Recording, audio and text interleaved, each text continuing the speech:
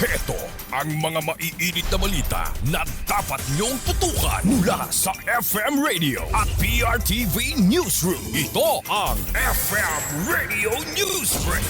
FM Radio Newsbreak.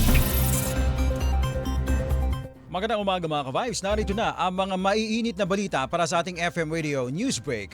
Posibleng maglabas si Pangulong Ferdinand Bongbong Marcos Jr. ng executive order kaugnay sa pansamantalang suspensyon ng pagbawas ng excise tax sa produktong petrolyo sa April 12 or 13 ayon sa Department of Finance. Nilagdaan ng Pangulo ang Republic Act No. 12316 noong March 25 na nagbibigay sa kanya ng kapangyarihang bawasan o suspindihin ng buwis sa langis sa panahon naman ng krisis.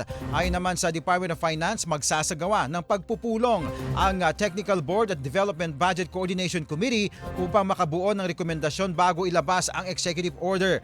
Nauna nang idineklara ng Pangulo ang National Energy Emergency upang mapabilis ang pagpapatupad ng mga hakbang laban sa pagtaas ng presyo naman ng langis. FM Radio Newsbreak. FM Radio Newsbreak. Samantala sa iba pa mga balita, dumating na sa bansa ang unang shipment ng imported diesel ng pamahalaan nitong March 26 bilang bahagi ng hakbang upang matiyak ang sapat na supply ng langis sa gitna ng pabago-bagong presyo sa pandaigdigang merkado. Ayon sa Department of Energy, aabot sa 22.5 million liters o mahigit 142,000 barrels ng diesel ang natanggap na inaasahang magpapalakas sa reserbang enerhiya naman ng bansa.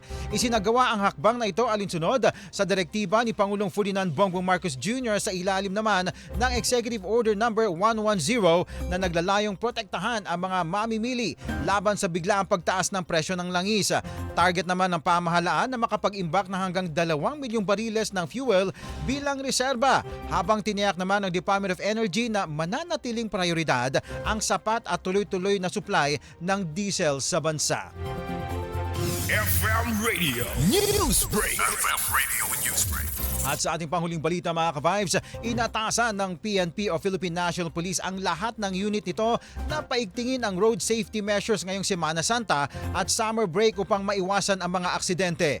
Ayon kay PNP spokesperson Randolph Tuanyo, magde-deploy na mas maraming pulis para sa maigpit na pagpapatupad ng batas trapiko, kabilang ang inspeksyon sa mga pampasaherong sasakyan sa mga terminals.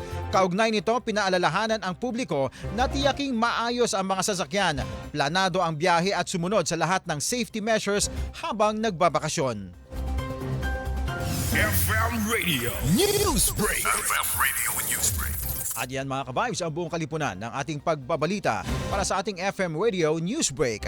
Ako po si Cherubim Ganaden, magandang umaga. Inyong narinig ang FM Radio Newsbreak dito sa FM Radio, Favorite Music Radio.